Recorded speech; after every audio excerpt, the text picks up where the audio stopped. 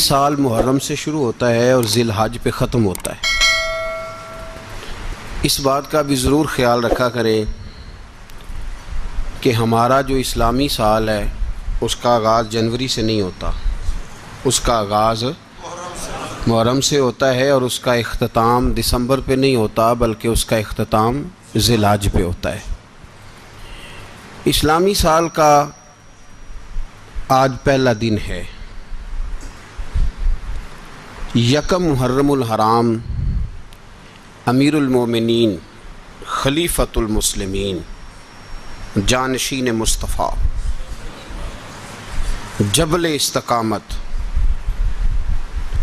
اور رسول اللہ کے دین کا بہت بڑا سپاہی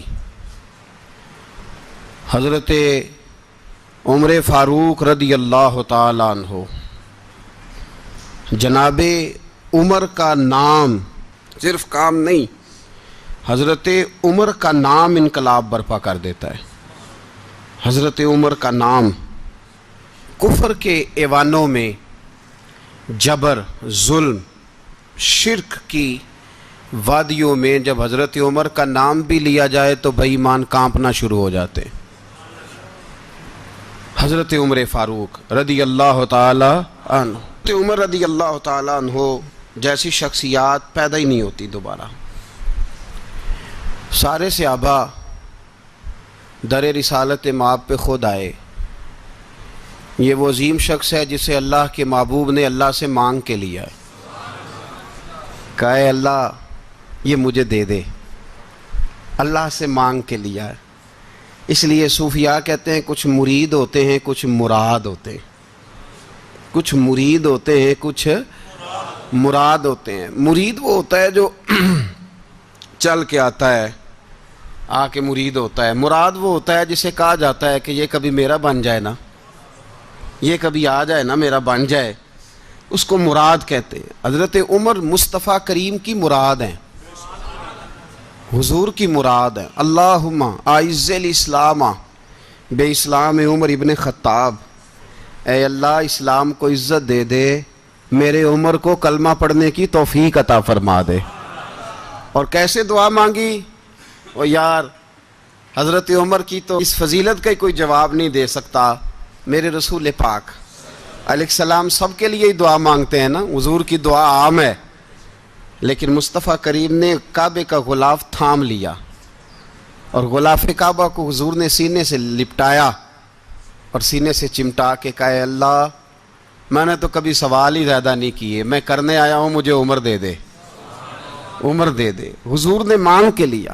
اور پھر جب جس کو حضور مانگے اللہ سے کہ حضرت عمر رضی اللہ تعالیٰ عنہ کا آج یوم شہادت ہے، میرا تو دل کرتا تھا کہ فجر سے باتیں شروع ہوں اور سارا دن ہی عمر کی باتیں ہوتی رہیں، سارا دن جناب عمر کی باتیں، سارا دن، اس لیے کہ ذکر جناب عمر کا ہوگا پر راضی اللہ کے رسول ہوں گے صلی اللہ، تو ساری زندگی فضیلتیں بیان کرتے رہے۔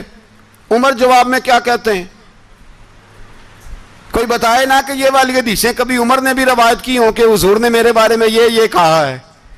یہ روایتیں وہ روایت نہیں کرتے، ان سے جب لوگ کہتے عمر تیری بڑی بات ہے تو عمر رو پڑتے، کہتے میں تو اونٹ چرانے والے باپ کا بیٹا ہوں، میں تو اونٹ چرانے والے باپ کا بیٹا، اونٹ چرا، اس سے آگے عمر گئے ہی نہیں ساری زندگی، اس سے آگے لفظ ہی نہیں ادا کی۔ اور میں تو بھائی اونٹ چرانے والا، میرا باپ تو اونٹ چرایا کرتا تھا، 10 اونٹ تھے، میری ڈیوٹی ہوتی تھی، سنبھالے نہیں جاتے تھے، ابا ڈنڈوں سے مارتا تھا۔ ساری زندگی عمر حج کرنے گئے، ایک خشک تنا کھجور کا عمر فاروق رضی اللہ تعالیٰ عنہ نے اس کو اپنے کلاوے میں لیا، رونے لگے۔ لوگوں نے کہا عمر کیا ہوا؟ فرمانے لگے یہاں میں اونٹ چرایا کرتا تھا، یہاں میں اونٹ چراتا تھا، 10 اونٹ سنبھالے نہیں جاتے تھے۔ دیکھو رسول اللہ کی شان، آج ساری امت چلانے کا طریقہ عطا فرما دیا ہے، ساری نظریے سے پیار۔ کسی کی طاقت نہیں تھی دم مارنے کی حضرت عمر کے سامنے، طاقت ہی نہیں تھی۔ کیسر و کسرا کانپ جاتے تھے، جرأت ہی نہیں کرتے تھے حضرت۔ اور ہمارے تو تعلقات بڑے ہیں نا غیروں سے۔ حضرت ابو موسیٰ اشعری رضی اللہ تعالیٰ عنہ فرماتے ہیں میرا منشی سائی تھا، وہ کاتب کہتے تھے وہ لوگ، میرا حساب کتاب عیسائی تھا. تو فرماتے ہیں ایک دن میں نے وہ سارا حساب کتاب لین دین کے حضرت عمر کو دکھائے تو فرمانے لگے جس نے لکھے ہیں اس کو بلاؤ. کہنے لگے حضور مسجد نہیں آ سکتا. کیوں نہیں آ سکتا؟ کہنے لگے وہ عیسائی ہے. کہتے ہیں حضرت عمر جلال میں آ گئے. آپ فرمانے لگے جنہیں رب دور کرتا ہے تم کیوں قریب کرتے ہو؟ جنہیں اللہ دور کرتا ہے. فرمایا تم غیروں کو اگر عہدے دو گے تو اپنوں کا کیا بنے گا؟ اگر تم غیروں کو عہدے دو گے تو اپنوں کا. یہ سوچ ہے جو آج برما کے مسلمانوں کے لیے بھی ضروری ہے. کہا اگر تم غیروں کو عہدے دو گے تو اپنوں کا. ہم نے غیروں کو عہدے دیے تو دیکھا نا اپنے کس طرح کاٹے جا رہے ہیں. غیروں کو جو عہدے دے دیے جرانے سارے غیروں سے. روز دعویٰ ہوتا ہے چین ہمارا سجن ہے، چین ہمارا دوست ہے. او بھائی دوست ہے تو اس سے کہو نا کہ برما تو تمہاری ایک چھوٹی سی ریاست ہے، چین کے بغیر تو وہ سانس بھی نہیں لے سکتا. اس کو کہو نا اس حکومت پہ دباؤ ڈالے. لیکن ہم لوگوں نے غیروں کو عہدے دیے تو اپنے پس گئے. حضرت عمر کہتے تھے ذمی کا ہم ادب کریں گے. ذمی کافر کا ہم، ایسا کافر جو مسلمان ریاست کو قبول کرے، بدامنی نہ پھیلائے.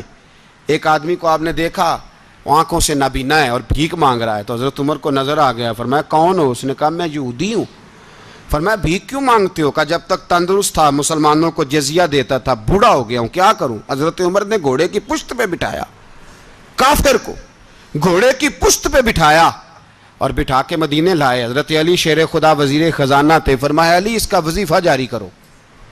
کہا یہ کون ہے؟ فرمایا یہ یہودی ہے لیکن یہ ہمیں جزیہ دیتا رہا، بوڑھا ہو گیا بیچارہ، بھیک مانگنے پہ مجبور ہے، ہماری حکومت کے اندر رہتا ہے، اس کا پورا وظیفہ جتنا خرچہ اتنا وظیفہ لگاؤ. حضرت علی کہتے ہیں میں وظیفہ لگا رہا تھا اور وہ میرے نبی کا کلمہ پڑھ رہا تھا، وہ رسول اللہ کا کلمہ پڑھ رہا تھا. یہ مزاج، یہ نہیں کہ کافر. حضرت عمر نے گورنروں کو خط لکھے تھے کہ زبردستی کسی کو مسلمان نہیں کرنا، جہاں ان کی عبادت گاہیں بنی ہو گرانی نہیں، کوئی مندر کوئی گرجا ضائع نہیں کرنا.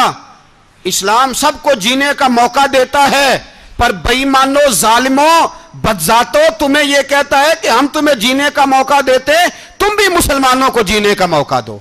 یہ جہاں بستے ہیں جہاں رہتے ہیں انہیں وہاں جینے کا موقع دو، انہیں بھی اللہ اکبر کہنے کا موقع دو، انہیں بھی قرآن پڑھنے کا موقع دو، انہیں بھی رسول اللہ پر درود پڑھنے کا موقع دو. ہمارے ملک میں عیسائی اپنی مرضی سے کھلے عام تبلیغ کرتے ہیں. یہاں تو چینل چلائے ہیں عیسائیوں نے. کسی مذہبی جماعت نے کبھی جلوس نکالا ہے کہ عیسائیوں کا چینل بند کرو؟ بولے نکلا ہے کہ نہیں نکلا؟ کتنے ظلم کی بات ہے. ہم جب غیر کو اتنا تحفظ دیتے ہیں، اتنا تحفظ دیتے ہیں. ہم نے دیکھا ہے، مجھے بیسیوں لوگوں نے عید پہ ٹیلی فون کیے کہ عیسائیوں کو قربانی کا گوشت دے لیں. مجبور ہیں جی، دروازے پہ آ گئے ہیں، ہمارے کام کاج کرتے ہیں. بیسیوں لوگ، عام آدمی کے دل میں ان کا اتنا جذبہ ہے. وہ مسائل کا بیان کرنا ایک علیحدہ بات، لیکن ہمارے دل کافر کے حق میں بھی نرم ہو جاتے ہیں. تم کس قدر زیادہ بے ایمان ہو اور کفر کس قدر زیادہ ذلیل ہو گیا ہے کہ مسلمان کے حق میں نرم ہوتا ہی نہیں. اور اس سے بڑے ذلیل وہ ہیں جو ان ذلیلوں کے سپورٹر ہیں. وہ کسی عرب ملک کے حکمران ہو یا کسی اور جگہ کے، وہ بڑے ذلیل ہیں جو ان ذلیلوں کے سپورٹر ہیں، جو برما کی بچیوں کے قتل پر اپنی حکومتیں چمکا رہے ہیں. انہیں شرم نہیں آتی. اس قدر مسلمان تڑپا ہے لیکن ان بے غیرتوں کو ذرا ہوش نہیں آئی. اور یہ ان کے کماش، ان کے دلال جو ہر جگہ ان کی سپورٹ کر کے اپنی حکومتیں قائم کرتے ہیں، بے ایمانوں کو پتہ نہیں کہ کب ان پر اللہ کا عذاب اترے گا اور کس طرح ان کے پرخشے اڑیں گے. تمہیں اپنی ذلت اور رسوائی نظر نہیں آ رہی کہ زمین کس طرح تمہارے لیے تنگ ہو گئی ہے؟ اس سے زیادہ اور تمہاری رسوائی کیا ہوگی؟ ڈرو اللہ سے. اور یہ تو دنیا کا عذاب ہے. ان بطش ربک لشدید. میرا رب کہتا ہے قیامت تو قائم ہونے دے. جتنا سخت تیرے رب کی پکڑ ہے اتنی کسی دوسرے کی ہو سکتی. یاد رکھیں اور تھوڑا احتیاط کریں. ہم سب لوگ بھی، جو ہم لوگ آدھی زبان بول کے بھی ان کی سپورٹ کرتے ہیں، اب شرم آنی چاہیے ہمیں ان حکومتوں کی سپورٹ کرتے جو مسلمانوں کی لاشوں کے اوپر حکومتیں قائم کرتے ہیں. شرم آنی چاہیے. بہرحال بات دور نکل جائے گی اور میں اپنے مضمون پہ رہتا ہوں. اہل بیت کا پیار اگر سکھایا ہے تو جناب عمر نے سکھایا ہے رضی اللہ تعالی عنہ. امام حسن ملنے، آپ یقین کریں میں جب اس واقعہ کو پڑھتا ہوں تو میرا دل جھوم جاتا ہے. میں کہتا ہوں یار ڈاڈا ہونا اپنی جگہ پہ، عشق ہونا اپنی جگہ پہ، انسان کا باوقار ہونا اپنی جگہ، جہاں کھڑے ہونا تھا وہاں یہ کھڑے ہوتے تھے، اور جہاں جھکنا تھا وہاں یہ ان لوگوں میں اقبال نے کہا تھا تیری نگاہ ناز سے دونوں مراد پا گئے، عقل غیاب و جستجو، عشق حضور و اضطراب۔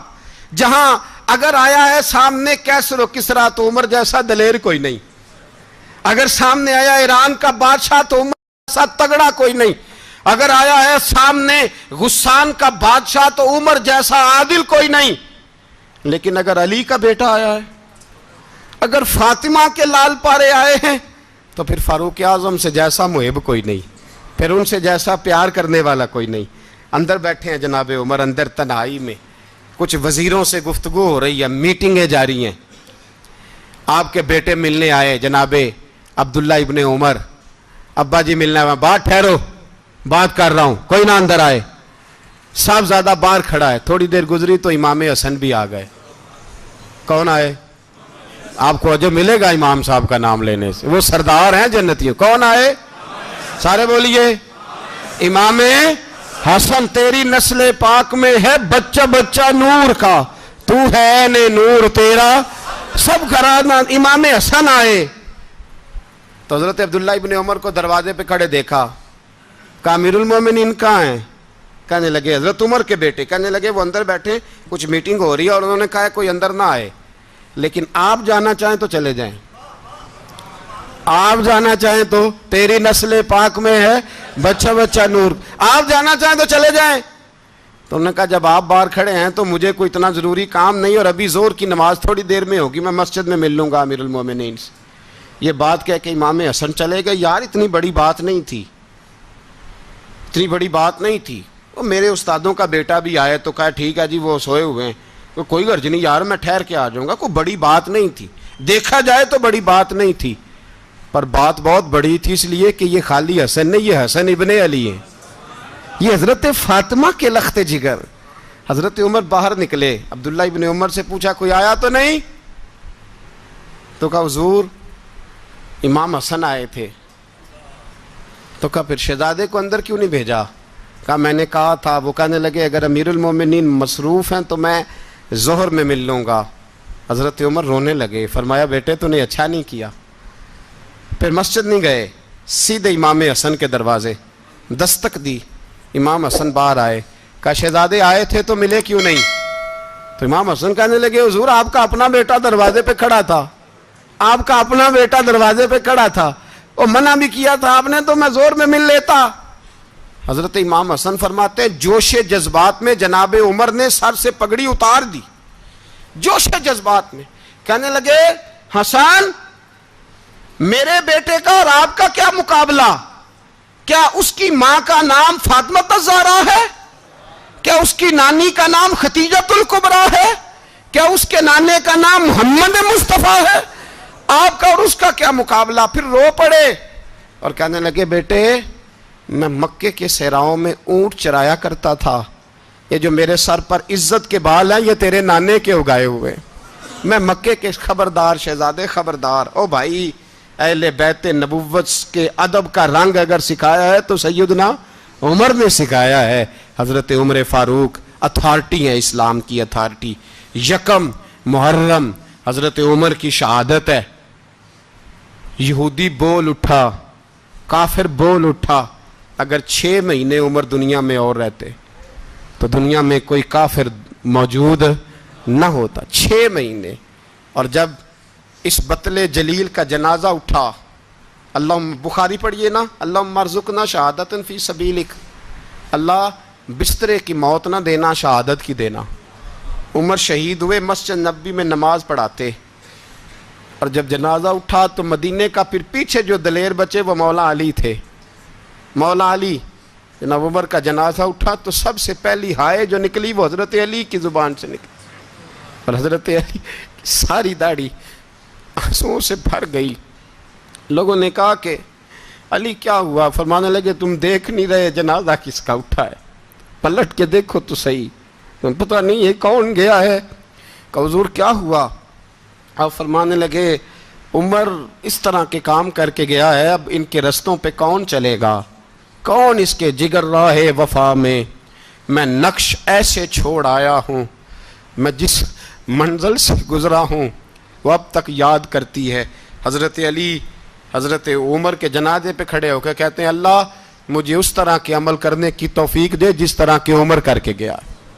میرے بھائی بطل عزیز، بطل حریت حضرت عمر رضی اللہ تعالیٰ عنہ جو اپنی زندگی انقلاب والی گزار کے گئے۔ عمر جب دنیا سے گئے تو 80 دینار کا قرضہ تھا، 22 لاکھ مربع میل کا حکمران، اور اپنے بیٹے سے کہنے لگے بیٹے کوشش کرنا تیرے خاندان والے مل کے میرا قرضہ اتار دے، میری قبر پہ بوجھ نہ رہے، اور اگر خاندان والے مدد نہ کریں تو میرے دوستوں سے بات کرنا، وہ مدد نہ کریں تو پھر علی سے بات کرنا۔ ان کا پیار آپس میں اتنا، اور تو اختلاف ثابت کر رہا ہے۔ 80 دینار کا قرضہ چھوڑ کر حضرت عمر دنیا سے گئے، اور جاتی دفعہ کہہ گئے میرے بعد میرے بچوں کو حکومت کے مشورے میں بھی شامل نہ کرنا، حکومت کے مشورے میں بھی میری اولاد شامل نہ ہو۔ اتنا بڑا شخص اتنا بڑا رنگ دے کے یکم محرم کو جب عمر فاروق کا وصال ہوا تو بیٹے سے کہنے لگے اماں عائشہ سے جا کے کہو میرا بھی نبی پاک کے روزے میں دفن ہونے کو دل کرتا ہے۔ ایک قبر کی جگہ ہے اماں جی نے اپنے لیے رکھی ہے، بخاری ہے بخاری۔ حضرت عائشہ کے پاس صاحبزادے گئے، کہنے لگے اماں جی عمر کو زخم لگ گیا ہے، حالت بڑی پریشانی والی ہے۔ وہ کہتے ہیں اگر اماں اجازت دیں۔ سید عائشہ رو پڑی، فرمانے لگی کہ وہ اپنی قبر کی جگہ تو نہیں نہ کسی کو دیتا، پر عمر نے کمال ہی بڑا کیا، اسے کہو جاؤ گنبد خضرا میں قیامت تک جو مصطفیٰ پہ اور ابو بکر پہ سلام پڑھے گا وہ تجھ پہ بھی سلام پڑھ کے جائے گا، جاؤ میں نے جگہ دی۔ اعلیٰ حضرت فاضل بریلوی رحمۃ اللہ علیہ فرماتے ہیں وہ عمر جس کے آدھا پہ شیدہ شکر، اس خدا دوست حضرت پہ لاکھوں سلام، اس خدا دوست حضرت پہ۔ آپ یقین کریں ممبر پہ بیٹھا ہوں، حضرت عمر کا جب نام لیتا ہوں تو میرے وجود کے رونگٹے کھڑے ہو جاتے ہیں۔ حضرت عمر کی زندگی جب پڑھتا ہوں تو لگتا ہے خدایا ایسے شخص بھی دنیا میں آئے، ایسے لوگ۔ وہ کسی شاعر نے کہا تھا کہ مرنے کے بعد مجھ کو 2 گز زمین جو ملی تو دیکھو بعد مرنے کے ہی ہم جاگیردار ہو گئے۔ تو اصل تو جاگیر ہوئی ہے اور طے ہے، اتنا مرضی اے سی لگا کے کمرہ ٹھنڈا کر لیں، ٹائل پتھر لگا کے اس کو آپ صاف ستھرا کر لیں، اور آپ اٹھنے کی بھی تکلیف نہ کریں، ریموٹ کنٹرول کے ساتھ ہر چیز اپنے کمرے کی آپ کنٹرول کر لیں، پورا ہوادار کر لیں، لیکن آپ بچیں گے تب نہ جب قبر جنت کے باغوں میں سے باغ بنے گی۔ اگر وہ جنت کے باغوں میں سے باغ نہیں بنتی تو پھر فائدہ نہیں ہے۔ کہ حضور نے فرمایا جب میت کو دفن کر کے فارغ ہو جاؤ تو اس کی قبر پر کھڑے رہو، خود حضور بھی قبر پر کھڑے رہتے دفن کرنے کے بعد، اور فرماتے اس کے ثابت قدم رہنے کی دعا کرو، اس لیے کہ اب اس سے سوال و جواب ہوں گے، اب فرشتے اس کی قبر میں آئیں گے، اب اس سے پوچھیں گے، اب اس کے ساتھ وہ امتحان ہوگا، تو اس کے لیے دعا کرو۔